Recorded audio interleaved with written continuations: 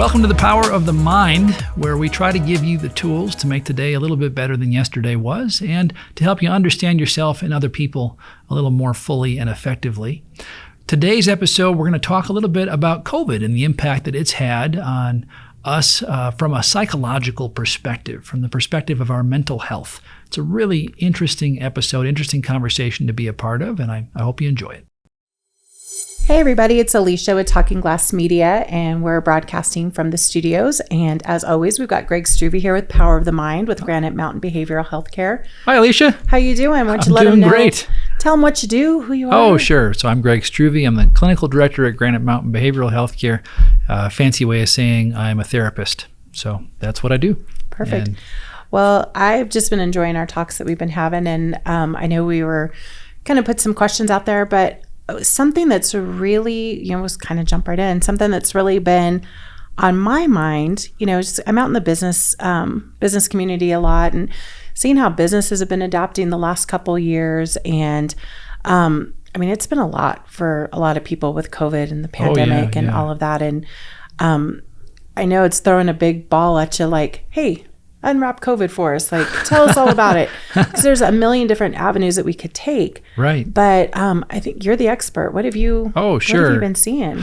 Well, you can look at COVID from a number of different angles simply because it's so immense and enormous. One really interesting angle that I had a friend of mine talk about, she is an expert on disasters, like natural disasters or, large-scale disasters, bombings. And she actually, I think she cut her teeth many years ago in the Oklahoma City bombing. Oh, gosh. So that's where she, had started some of her research and put together some of that material. But she was talking about some research that talks of the idea that there's like a real predictable timeline after a disaster that as far as the impact on the community goes. Mm-hmm. So it takes sometimes a few months for things to settle in, and that's actually when things start to get rough. And we saw that with COVID, where there was the adoption of the challenges that everybody was having with the tremendous fear about the initial symptoms. Like all of us were like, oh my gosh, what's going to happen?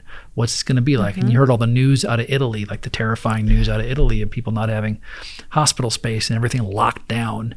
And then as things have lightened up, we've started to see the psychological impact that COVID has had on the culture. And it's pretty remarkable and not in a good way, obviously. The things we'll start to see in the coming months here as things continue to loosen as far as restrictions goes and life goes back to, I don't know, whatever that is, whatever it's going to be back to.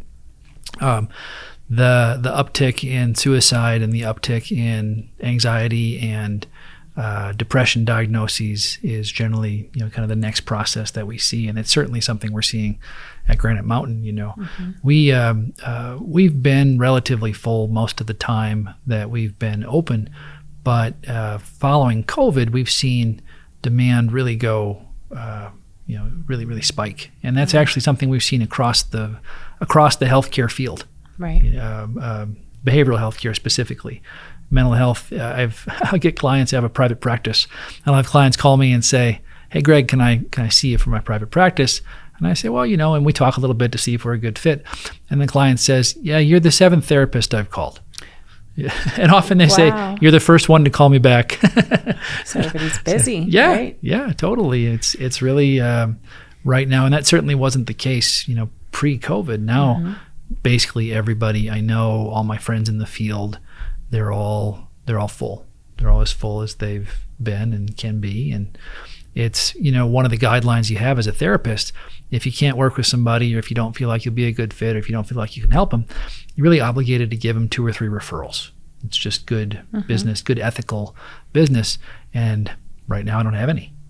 I don't know anybody who's not full. So it's really an interesting conundrum as a culture. The acuity, the challenges that we've faced are pretty severe right now.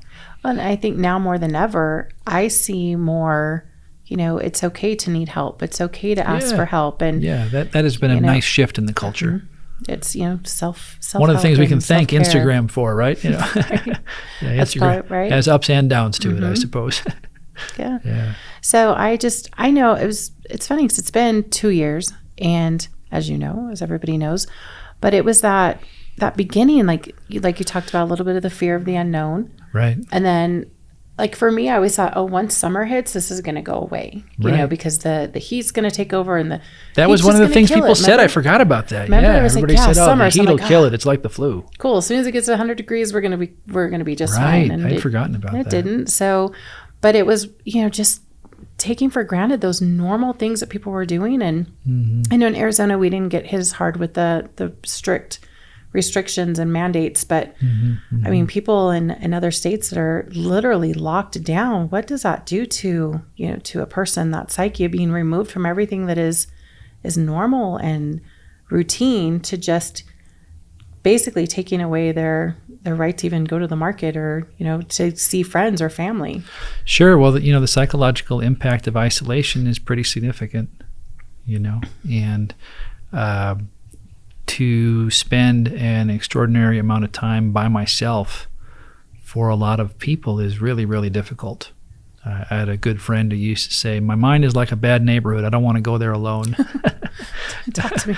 And that's, thank heavens for the advent of Zoom and the advent of social media's again, one of the upsides of social media is just having a sense of connection, albeit a deeply flawed sense of connection, but having the options and the opportunities to communicate and connect and show up that way. So, yeah, it's been really interesting to see the impact of the isolation in terms of how it has hit people. The other thing that's been interesting for me to watch is I have a lot of clients who are now coming out of having spent a couple of years in isolation, more or less, particularly clients who are older and who are in the more medically compromised areas where they were really, really cautious about stuff, having could be life or death. Yeah, right? Having groceries brought to the car, really minimizing their engagement with the outside world. And now with the vaccines being out and feeling like, okay, well, I've got a vaccination, maybe I can start to loosen up a little bit. And oh my gosh, the social anxiety is, right.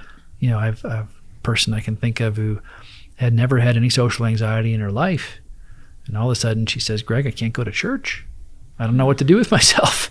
I go in there and I'm just terrified all the time. So that's the other piece that we are starting to contend with on a mental health level, trying to figure out what to do with that anxiety and trying to figure out how to help folks acclimate to that. I wouldn't have even thought of that. For me, it was like, okay, we can go back to work. Great. I didn't realize there was going to be, I guess you got to think about that, especially those that I'm still talking to people that are like, oh, we're still working from home. We go back in June. And it's like, that's 2.5 years. You guys have been working from home. It's crazy because it was, like you said, the Zoom was that thing where it's like, oh, we're just so happy to see each other the first time we got to go on a Zoom call. And, right. And it was just people you work with, but it's like, oh my gosh, how are you? And you get to see their house. And I remember my grandson, he did his Zoom call for school and you see these kids just running around. I'm like, what's going on here? Oh, they're showing us their room. And so he's like running and showing their room and check out my house. And that's my dog. And right. So it was just, that's a whole nother, aspect to look at these kids. Like, how is it affecting these young kids that were used to going to school every day and then pulled out of school? I know it was, and again, we're talking in kind of general terms because here it wasn't as bad, but there was lockdown, and my granddaughter didn't start kindergarten in 2021 or fall of 2020 because it was, what are we going to do with, a 5-year-old that gets put on, work from home now or go to school from home. So. Yeah, well, and that's the other really interesting thing to look at. There's so much sort of broad commentary out there. What's fascinating to me when I look at COVID and the impact it has is its impact on individuals, and particularly the impact on like the family system. Okay. So we live in a family system, in a culture where the family system was built mostly around sort of an agrarian type of situation, where there was an awful lot of work that had to be done because winter was coming, and people are just used to going out and working, and somehow there's childcare that's provided either through the school or through the home or through the community one way or another.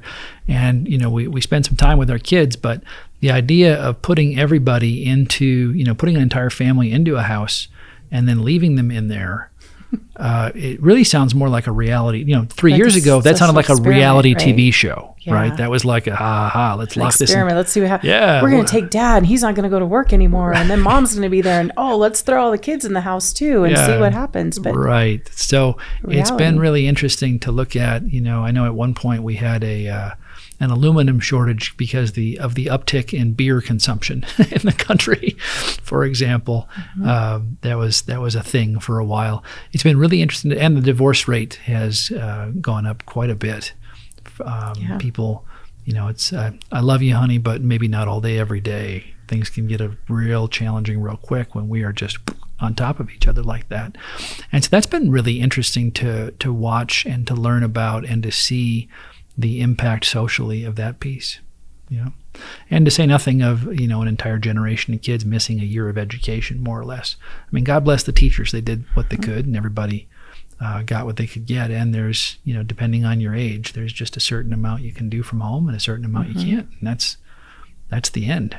Yeah, it was, amazing to watch these kids try to adapt. And kids, I think, are so much more adaptable than adults. Oh, yeah. From what I see, and they're just like, we're Zooming. And I'm like, oh, great. How do we do that? Like, grandson's teaching me how to do it. But yeah, it was just so many things to explore. I now hear people that are, there's the mask mandates or some and I don't want to wear a mask, but I do want to wear a mask.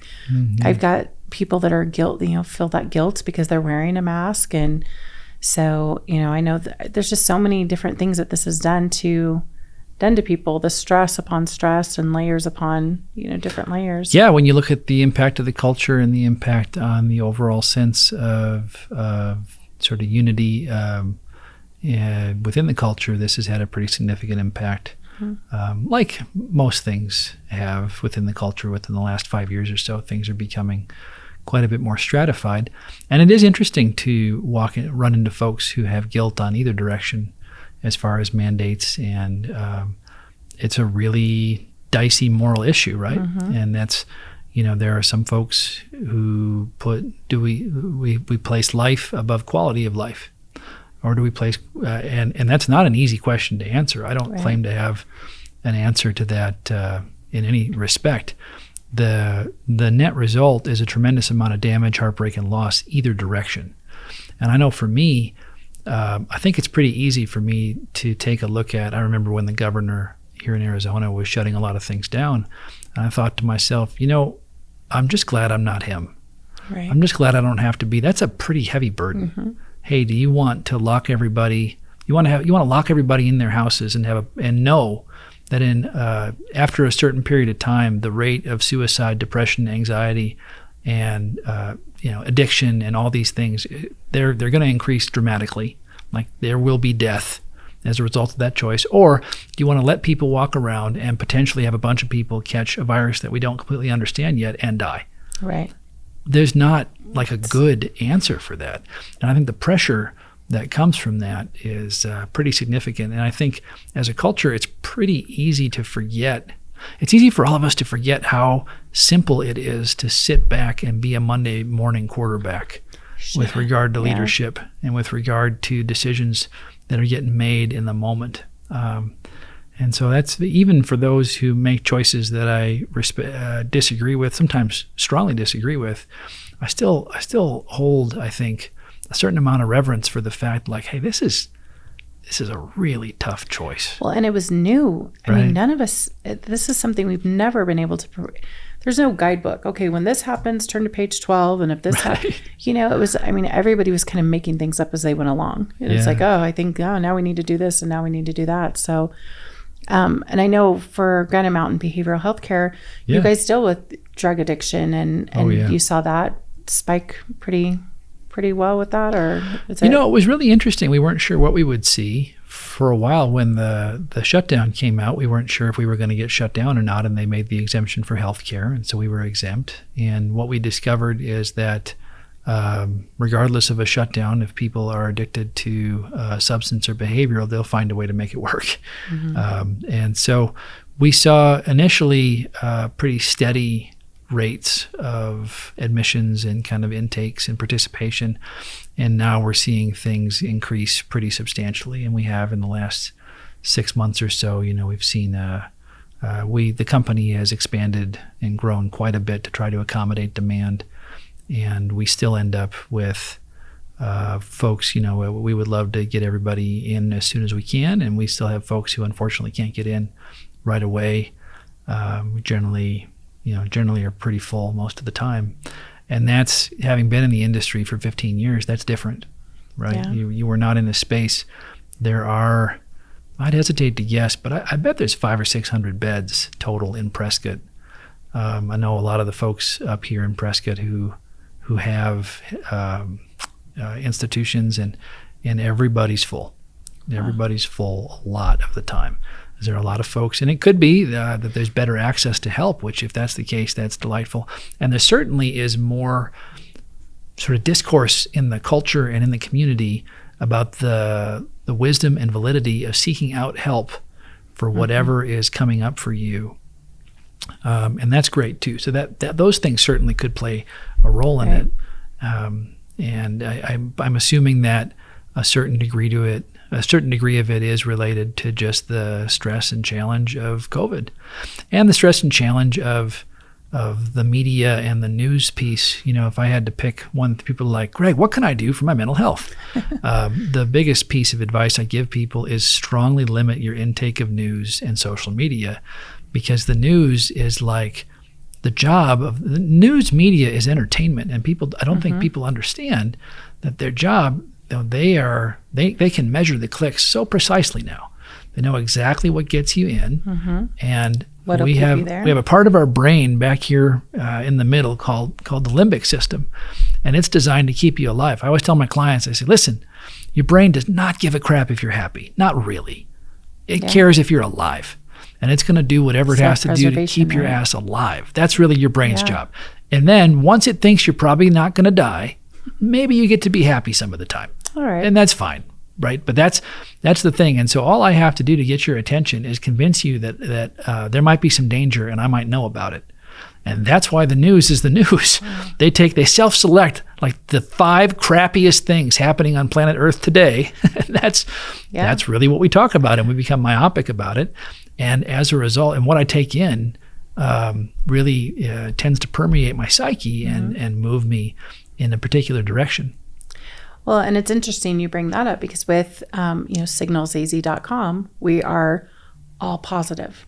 Oh, sure. You're not going to see, the drug arrests, the car crashes, death. Everything is very positive. And it was going out on quite the limb to bring something like that to the Quad Cities, because it was, who cares about good news, right? Everybody wants to be shocked, like you said. And now I know it's scientifically proven that that's what people want to see. And so, we hit. Last year was a great year with 4.2 million page views throughout the year. Wonderful.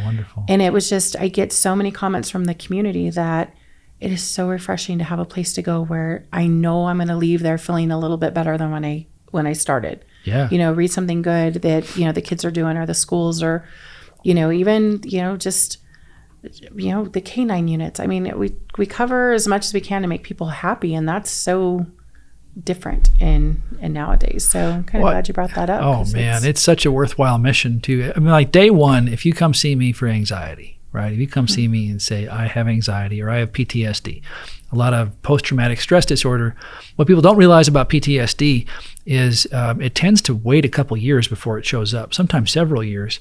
And the thing that triggers it to show up doesn't necessarily have to be related to it. So if I had some trauma as a kid, or even as a young adult, or as an adult, if I had a traumatic event, but I was mostly able to move along with my life, and it's not a pleasant thing to think about, but I'm not having nightmares. I'm not having invasive thoughts. Like I'm coping and my life is working fine. And then there's a pandemic, and everybody I know is scared all the time, and I'm scared all the time. And all of a sudden, this stuff that has been, I've been okay with, comes bubbling to the surface, and I don't know why. And I think, geez, what did I do? Did I see somebody? Did I say something? Did I talk to somebody? Like, what happened? Well, no, it doesn't have to be a specific reminder. Sometimes what happens is the amount of stress in the environment is enough that it moves you into a place of this material that had up to this point not needed to be addressed or processed is coming forward and it's ready for you to talk about. But anyway, yeah, day one, if we're working on anxiety or depression, we talk about your use of news and your use of social media, because social media is designed to take everybody's outsides and display them. And there is a certain element of things that where vulnerability does show up, but it's relatively rare and it's definitely secondary. The presence of the filter, I think, is probably the most effective metaphor for social media. Right. Everybody with a filter and an iPhone, the fun part is we can all look like movie stars. The downside is we all look like movie stars, and secretly, I know I'm not a movie star. Not a movie star looking dude, right? Nice. You're okay. Well, thanks. I'm doing all right. I think the balding thing, I think shaving the head probably is a good step. It is kind of trendy, isn't it? Yeah. So day one is we say, what can I do to take away the temptation to go pain shopping? And pain shopping is when I get on social media or when I get on the news and get hyped and excited about the other side of the political spectrum. And then the other thing is people wonder, why is everybody getting so divided all of a sudden? Right. What happened? Well, it's super simple. And it could be theoretically, I suppose, some sort of giant conspiracy, right? That's one option. Or it could simply be that everybody knows that to make money, I need to make you mad. And I can actually measure that now because I have an objective measure of what gets clicks and what doesn't get clicks. I can run split tests and figure out what stories people like to read. And guess what we like to read? We like to read stuff that we agree with that's just a little bit more extreme than we are right now. Right. That's the draw. And you do that 100 million times over the course of 4 or 5 years, and absolutely, stuff is going to start to split and stratify and move in different directions, and you'll continue to see the extremes gaining more attention and more attraction simply because what was enough to get me fired up a couple of years ago is kind of old news now. Right. It's passé, and so I, on a behavioral level, just have a little bit more space to go, and so that's where the draw comes to all the really strong extremes. That's why things are becoming further and further stratified. Well, so turn off the news. Yeah. Or limit it.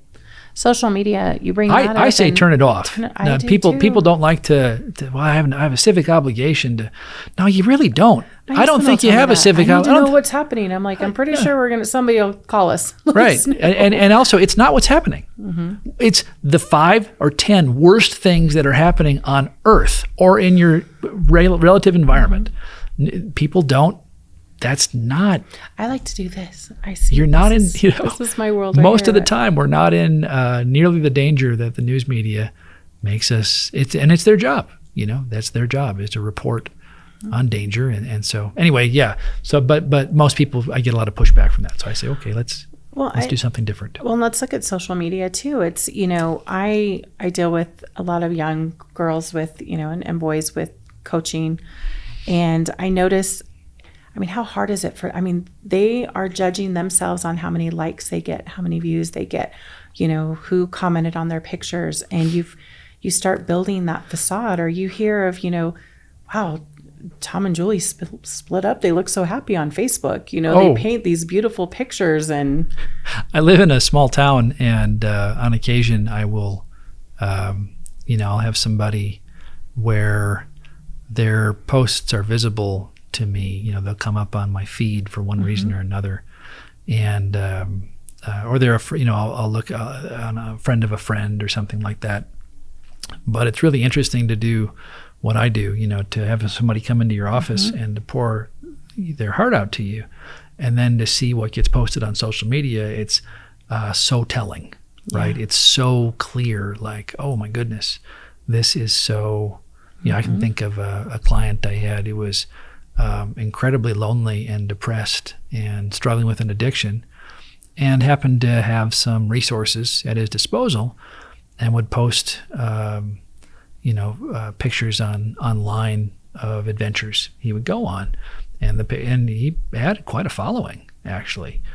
So it's just so interesting. It's such an interesting, and this has always been the case. It's just magnified now. What we see on the outside is so different than what's happening on the insides. And we always compare our insides to other people's outsides.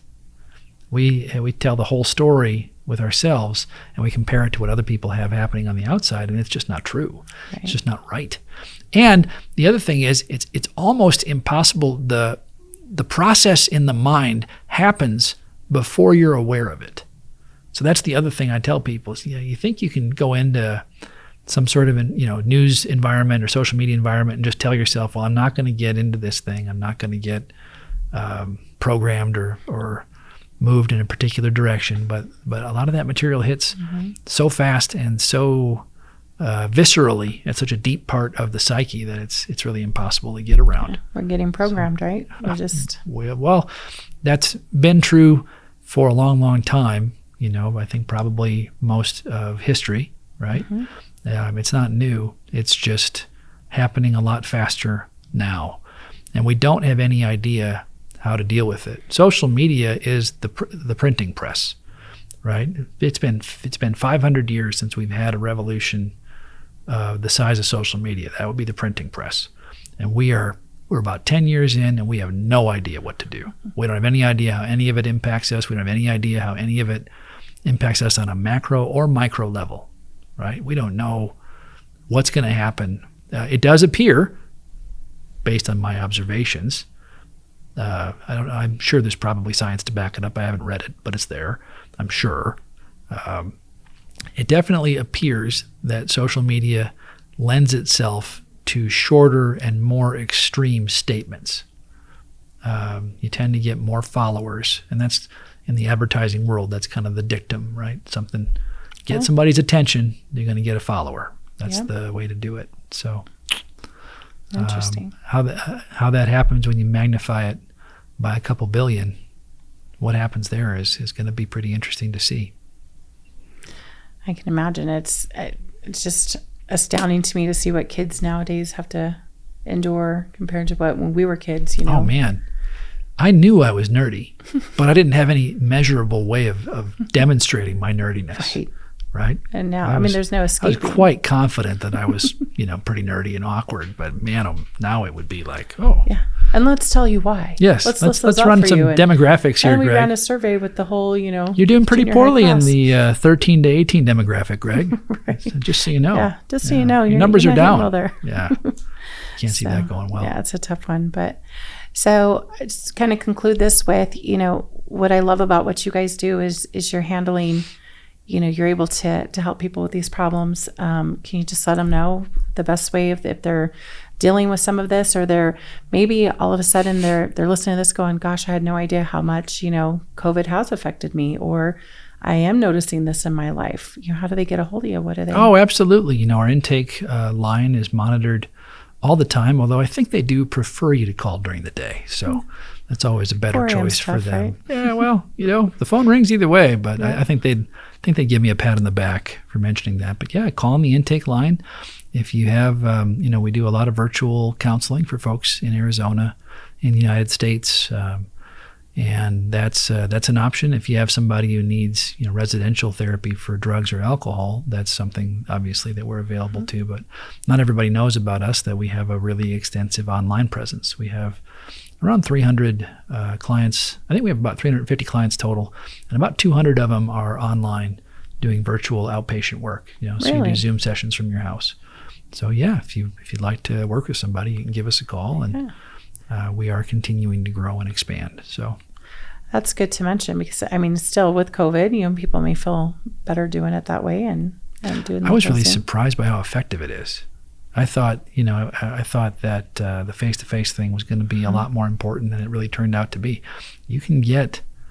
I actually think it's sometimes more effective to have somebody at their house, particularly with their pets. I love to have somebody say, somebody gets nervous, I say, grab your cat. Yeah. Oh, okay, thanks, man, I'm feeling better. Well, that makes sense, right? They're in a safer environment. They have and they can kind of let their guard down a little bit more if they're. Don't need to sit in the lobby. Yeah, that's awesome. It has some actual really strong advantages. So that's great. So perfect. Well, wind this up a little bit today.